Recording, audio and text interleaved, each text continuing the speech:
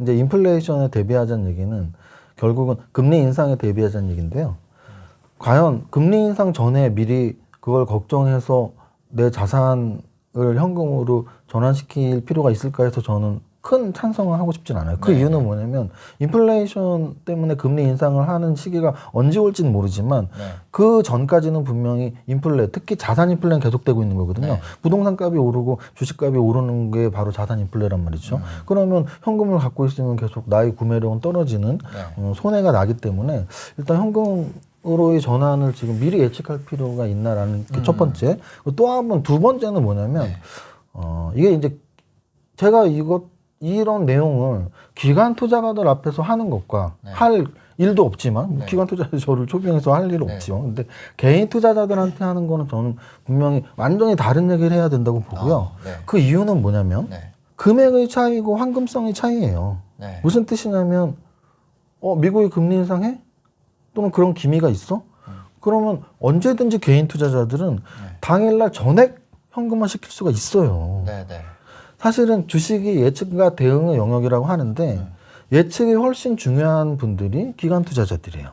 그 얘기는 뭐냐? 기관 투자자들은 100조 펀드를 운영한단 말이에요. 10조 펀드, 100조 펀드. 그러면 10조 펀드를 운영하는데 10조를 하루에 현금화 시킬 수 없단 말이에요. 그러면 당연히 기관 투자자들은 미리 예측을 해서 그 예측값에 따라서 몇 달 전부터 움직여야 되는 사람들이고 근데 반대로 개인 투자자들은 지금 1,000억 하시는 분들은 모르겠지만 뭐 1억 미만 1,000만 원, 2,000만 원 하시는 분들이 내가 2,000만 원 하는데 이거 금리 인상 되면 인플레 있으면 안 되니까 이거를 다 빼야 되나? 그런 거에 기미가 나왔을 때 전액 현금화를 순식간에 할 수 있기 때문에 굉장히 미리 발빠르게 움직이는 게 좋지 않은 시기인 것은 분명하고요. 그리고 또 하나 이제 주식 전문가로서 주식의 경험이 많은 사람으로서 이제 이 장세에 대한 예측을 드린다면 이건 뭐 인플레랑 상관없이 주식 장세의 예측, 추세의 예측을 해본다면 IMF 이후나 금융위기 이후나 또는 2005년부터 2007년 우리나라에 한 5년에 한 번 정도는 이렇게 상승장이 계속 있었어요. 그럼 상승장이라는 건 결국은 바닥에서 천장까지가 상승이거든요. 지나야지 알 수 있죠. 그러면 지금 상승장은 바닥이 언제였냐면 작년 3월이었어요. 코로나 저점 3월 20일경 거래소 1,400, 뭐 코스닥 410 이 정도가 이제 바닥이었는데 그 바닥에서 지금이 녹화일 기준 1월이니까 한 8개월, 9개월 이제 된 거죠. 10개월이 뭐 될랑말랑 하겠네요. 과거의 상승장을 봤을 때 1년 미만에 끝났던 상승장은 뭐 경험론적으로는 한 번도 없어요, 아직.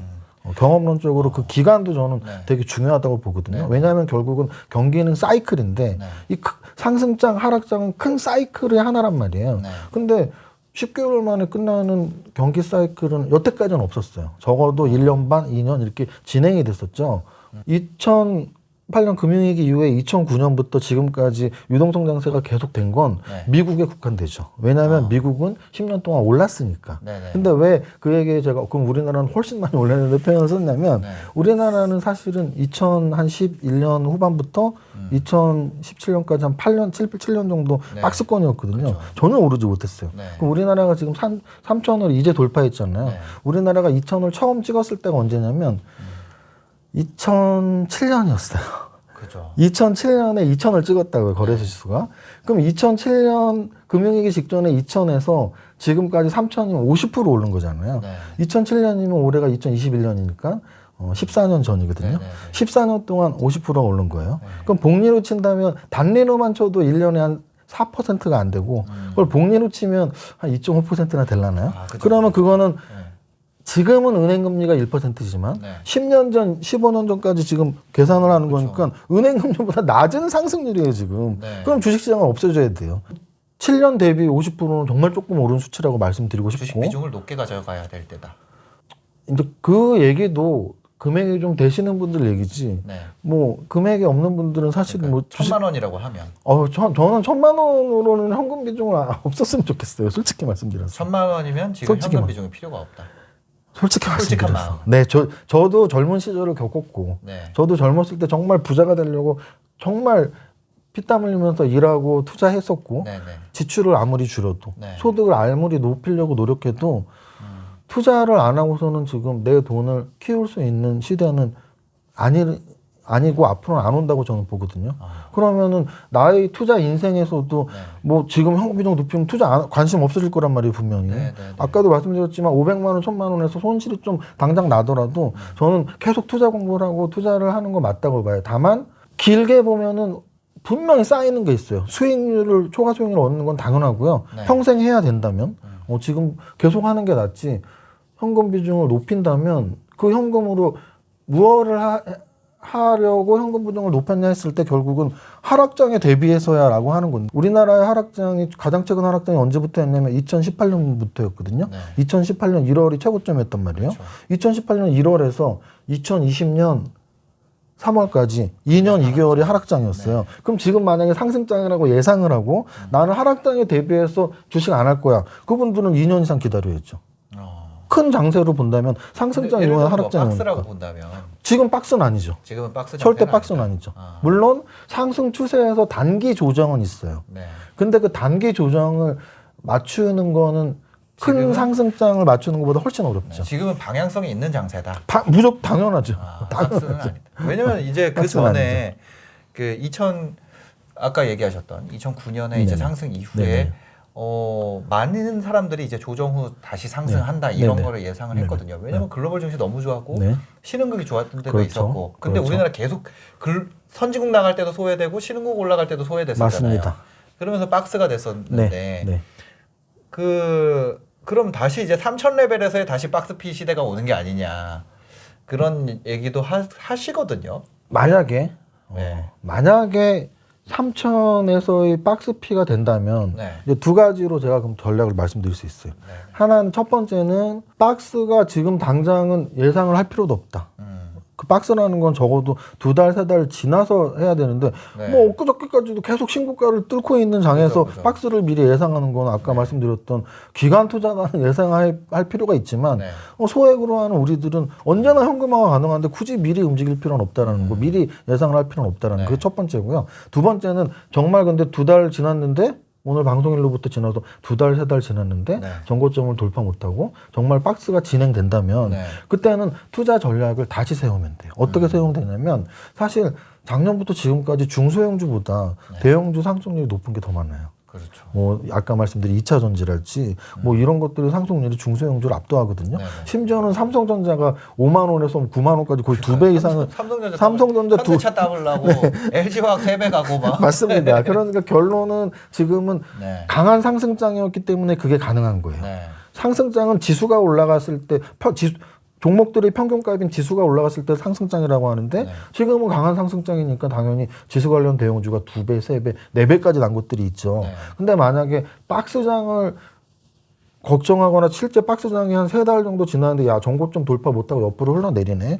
그랬을 경우에는 중소형주 공부를 하면 됩니다. 왜냐면은 이 주식시장이라는 거는 제가 경험론적으로 말씀을 드리면 결국은 종목 간에 키 맞추기 있는 진행이 되거든요. 네. 안 그러면은 정말 우량한 종목만 저 위에 주가가 가 있고 안 우량한 중소형주는 요 바닥에만 있어야 되는데 그렇지 않아요. 시간 차이는 있지만 같은 방향으로 움직이거든요. 네. 그럼 지금 지수상승장에서 대형주가 선두에서 올라가서 아직 못 오른 중소형주들이 있다면 아마도 박스피에서는 그들이 또 움직일 수 있으니까 그런 쪽으로 약간의 공부를 더 해나가시면 되죠. 박스 장세에서 약간 뭐 가치 투자자들이 좀 다시 한번 기지개를 펼 시기가 올 수도 있겠네요. 그럴 수도 있겠죠. 왜냐하면은 그동안 안 움직였다는 얘기는 상대적으로 저평가되어 있는 걸 찾기가 수월하다는 얘기니까. 네. 네. 미리 들어가 있지 말자 이런 거잖아요.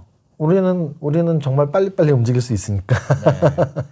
네. 뭐 어쨌든 주린이들도 3월, 4월엔 들어오신 분들이니까 네. 그 전 얘기는 너무 감이 안 올 수 있으니까 제가 작년 3, 4월 이후만 말씀드릴게요. 네. 한 6월에도 조정을 한 일주일 받았었고요. 6월에 조정이 있었죠. 8월에도 한번 받았었고요.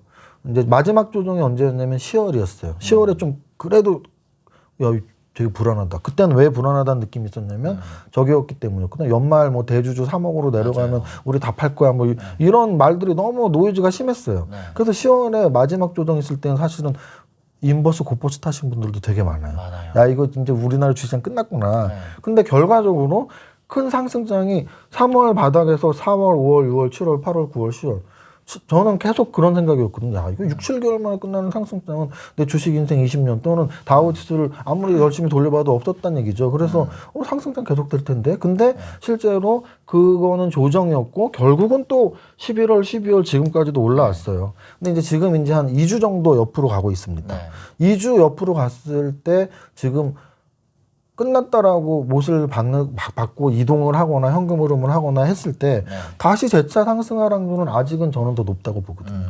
확률적으로도 옆으로 가고 다시 가는 게 원래 상승장이에요. 그러니까 상승장은 매일 오르는 게 아니고 분명히 뭐 기술적 용어지만 이평선들이 이격이 있는데 벌어져 있는 강도인데 많이 벌어졌다라는 거는 단기 급등이 나왔다는 얘기인데 이경이 너무 벌어져 있으면 사실 또 단기 조정이 와야 돼요. 그렇게 움직여야 되는데 11월, 12월, 1월 중순까지 너무나 강하게 올랐기 때문에 네. 지금은 사실은 이제 단기 이격을 좁히는 그런 조정이 2주 온 거고 네. 더 있을 수 있죠. 그리고 조금 가격 조정도 더 있을 수 있죠. 하지만 저는 그게 상승장이 끝났다는 신호로 아직은 보지 않습니다. 네. 그리고 또 하나 이제 경제 정책적인 측면에서 본다면 결국은 이번 우리가 이제 주식을 매수 매도 타이밍 물어보시는 분들 중에 언제 매도해라고 했을 때 가장 정답에 가까운 답은 제 기준의 답은 매수 이유가 사라졌을 때라고 말을 많이 하거든요. 네. 그 종목이 좋았던 이유가 있을 것이고 그래서 샀다면 네. 그 이유가 없어졌을 때 매도해. 뭐 재무제표가 좋아서 샀는데 재무제표 적자 전환하면 매도하든지. 가격이 이유가 될 수는 없다는 거죠. 그렇죠. 내가 샀던 이유가 없어졌을 때가 가장 좋은 매도 타이밍. 그렇게 봤을 때 지금 그러면 상승장의 이유가 무엇이냐. 네. 그게 이유가 없어져야지 하락장으로 전환하는 거잖아요. 네. 근데 저는 지금 상승장의 이유는 아직 안 없어졌다고 봐요. 상승장의 이유는 코로나였거든요. 코로나. 왜냐하면 3월 저점부터 지금까지 우리에게 가장 큰 재료는 코로나의 확산 재료밖에 없어요. 그죠. 그럼 이제 이거를 경제학적으로 말씀드리면 코로나가 경제랑 뭔 상관인데 코로나라는 위기 때문에 각국의 재무부들이 중앙은행들이 제로금리 시대 또는 재정지출 시대를 열었다는 얘기죠. 네. 근데 그걸 아직 안 끝내고 있잖아요. 지금 자, 모든 나라가 무슨 네. 3차 보조, 4차 보조, 5차 보조까지 나오고 있고 네. 그러면 상승장의 이유가 경제학적으로 제로금리 금리 정책 그리고 재정지출 정책 이 두 가지 정책은 경기를 활성화시키기 위한 노력이고 네. 그 노력이 계속되는 한 저는 상승장은 끝나지 않는다고 봅니다. 그거를 끝낼 수가 없는 게 예를 들어서 뭐 누가 부자가 된다고 해서 이 아래쪽에서 생존의 문제가 걸린 사람들에게 유동성 공급을 멈출 수 없거든요. 그렇죠. 근데 이제 중간층에 있는 분들은 그게 내가 벼락거지가 되느냐 어쩌냐 하면서 이렇게 해서 이거 뭐 빨리 그런 걸 공급을 끊어야 된다고 하는데 그렇게 하면은 이 밑에 층은 완전 지금 아작나는 상황이거든요. 그렇죠. 여기에 이제 재정정책, 통화정책 뭐가 됐건 그렇죠. 계속 밀어줘야 되는 상황이니까. 그러니까 완전히 우리 생활 경기 이런 게 다 살아나고 그렇죠. 총화량을 흡수하기 전까지는 상승장의 이유는 계속된다. 계속되고 이제 그럼 그 다음 단계까지 한번 설명을 드려보면 네. 결국은 그런 금리 정책과 재정지출 정책에 의해서 상승하는 거를 우리는 유동성 장세라는 표현도 하고 네, 네. 금융 장세라는 표현을 해요. 네. 그러면 유동성 장세나 금융 장세 이후에 따라오는 장세는 실적 장세이어야만 해요. 네. 그러면 아까 말씀하셨던 야 인플레 온 다음에 거품 빠지는 거 아니냐 했을 때 인플레 다음에 거품이라고 우리가 확실히 말할 수 있는 건 실적이 반영이 안 되어 있는 상태거든요. 네. 그래서 지금 기업 실적들이 사실 되게 중요한 것 같아요. 그래서 실제 유동성 장세 이후에 기업 실적들이 받쳐주면 실적 장세로 한 번 더 크게 움직임이 분명히 있을 수 있고 반면에 이제 유동성 장세 끝났어. 코로나도 끝났고 금리도 다시 인플레 때문에 올라가야 되고 재정 지출도 안 이루어지는데 심지어는 기업 실적이 못 따라간다면 그때는 거품 논란에 직면할 수밖에 없죠. 근데 거품 논란을 이겨낼 수 있는 방법은 기업 실적이 거품이 아니라고 보여주는 건데 거기에 저는 기술 혁신 하나를 이제 추가하면 확률은 좀 더 높아지죠. 기술 혁신은 사실은 기업들의 실적의 긍정적인 요소거든요. 이제 이게 탑다운으로 접근을 한다면 먼저 산업을 구분하는 게 맞고요. 위에서부터 보면은 성장 산업을 구분하는 게 맞고 말씀하신 것처럼 반도체가 성장 산업이야. 네. 특히 우리나라는 이제 비메모리에 좀 더 집중하고 있으니까 네. 반도체가 성장 산업이야. 근데 거기 삼성전자가 여태까지 많이 올랐는데 여타 다른 아래 애들도 오를 수 있니? 저는 당연히 맞다고 보고요. 왜냐하면 우리나라 증시에 반도체 관련주가 굉장히 많고 네. 사실 지금 삼성전자가 오르면서 그거보다 더 많이 오른 종목들도 있고 네. 덜 오른 종목들도 있고 네. 근데 어쨌든 산업 자체는 성장 산업에서 계속 순환매가 돌고 있기 때문에 뭐 대형주만 가는 장세는 없기 때문에 네. 그 대형주가 속했던 성장 산업에 중소형주도 볼 필요가 있는데 사실 그거는 저는 이렇게 봐요. 개인 투자자들의 실력에 따라서 접근하는 게 더 좋다. 실력이. 순환매보다. 왜냐하면 네. 순환매를 잡는 것도 실력인데 네. 그 정도가 안 된다면 사실은 대형주 못 가고 중소형주 가는데 하면 중소형주를 찾아야 되는데 종목 선정을 해야 되는데 못할 확률이 높거든요. 개인 투자자들은. 그러면 저는 실력에 따라 어떻게 보시면 되냐면 네. 만약에 성장 산업을 쫙 봤는데 뭐 2차 전지 산업, 반도체 산업, 뭐 자율주행 산업 이런 산업을 골랐어요. 네. 내가 만약에 실력이 좀 낮다면 초보 투자 잘하면 시가총액 1위 기업 사면 되죠. 그러니까 아까 딱 그거랑 비슷해요. 네. 그냥 속 편하게 코스피 200 지수 연동되는 상품 사면은 평균가 가져가잖아요. 네. 그러면 그거보다는 아웃퍼폼 할 수 있는, 그거보다는 고수익을 낼 수 있는데 왜냐하면 이건 모든 산업에 투자하는 게 아니니까. 네. 성장 산업이 수익이 낸다는 가정하에 그 성장 산업 내에서 내가 실력이 낮으면 선택의 실패 확률을 낮춰야 되잖아요. 선택의 실패를 가장 낮출 확률은 고정되어 있는 걸 사는 건데 고정되어 있는 건 그냥 시가총액 1위를 사면 되는 거거든요. 네. 그래서 실력이 낮을수록 시가총액 1위를 사면 되고요. 네. 내가 한 중수 정도 됐어. 한 2, 3년 했고 종목 좀 선택할 수 있는 여지가 좀 있는 실력이 있다면 좀 더 아랫단 내려가서 고수라면 뭐 한 2, 3천억짜리 사도 되겠죠. 근데 이제 이런 말씀 드리면 되게 초보분들에게 죄송스럽지만 제가 말한 거꾸로로 정확히 하고 있어요. 초보분들은 어디서 알지도 못한 500억짜리 어디 들어갔다가 어디서 듣지도 못한 막 1,000억짜리 사고 있고 네. 오히려 중수 고수들은 시가총액 1위 대장주 사서 지금 막 2배씩 내고 있고 그래서 만약에 이 방송을 초보분들이 보신다면 선택의 실패를 낮추는 가장 좋은 방법은 네. 시가총액 1위를 사라. 그러면 중소형주 샀을 때 막 배 아파서 야 쟤는 3배 났는데 나는 50%밖에 안 났어. 3배 난 거는 걔보다 잘난 몇 개인데 그거보다 못난 몇 개를 잡았을 수도 있으니까. 근데 아직 내가 실력이 안 된다면 그냥 마음 편하게 그렇게 사시면 되는데 거기서 안주하지 마시고 더 초과 수익률을 얻고 싶으면 아까 말씀드렸듯이 그 성장 산업에서 중소형주를 비교할 수 있는 능력이 있어야겠죠. 비교할 수 있는 능력을 가지려면 재무제표를 볼 수 있는 능력도 있어야 될 것이고 어떤 재료 가치를 판단할 수 있는 능력도 있어야겠죠. 그러면 분명 시가총액 1위 기업이 오르는 이유가 있어요. 왜냐하면 상승장에서는 큰 자금들이 들어온단 말이에요. 네. 기관 투자가건 외국인 투자가건 굵직굵직하게 큰 자금이 들어오기 때문에 네. 그 큰 자금들이 2천억, 3천억짜리를 살 수가 없어요. 뭐 사면 상한가인데. 그러니까 이제 큰 자금들은 몇 조짜리, 몇십 조짜리를 사야 되기 때문에 그게 움직이는 거고 상승장이 아니고 아까 제가 말씀드렸듯이 박스피 조정장이 온다면 시세 관련 대형주보다는 중소형주가 훨씬 유리하죠. 왜? 대세 상승장이 아닐 땐 큰 자금이 안 들어와요. 큰 자금이 들어와봐야 수익이 안 나니까. 그럴 때 이제 쪽무래기들만 노는 거고 쪽무래기라는 표현은 저도 포함된 그런 사람들이에요. 그냥 뭐 어느 정도 돈 있는 사람들만 샀다 팔았다 하는 거고 그럼 그런 장에서는 사실은 중소형주의 움직임이 훨씬 좋을 수도 있죠. 지금부터 공부를 해가지고 박스가 오면 중소형주로 하면 되겠네요. 지금부터. 네. 그리고 중요한 건 네. 정말 평생 투자라고 저는 생각을 해요. 평생 투자다. 저는 그래요. 왜냐면 저도 뭐 진짜 젊었을 때부터 투자를 했는데 지금까지 하고 있잖아요. 네. 그리고 우리 사실은 롤모델이 제일 중요한데 주식 투자자의 대부분의 롤모델은 워렌 버핏일 거라고요.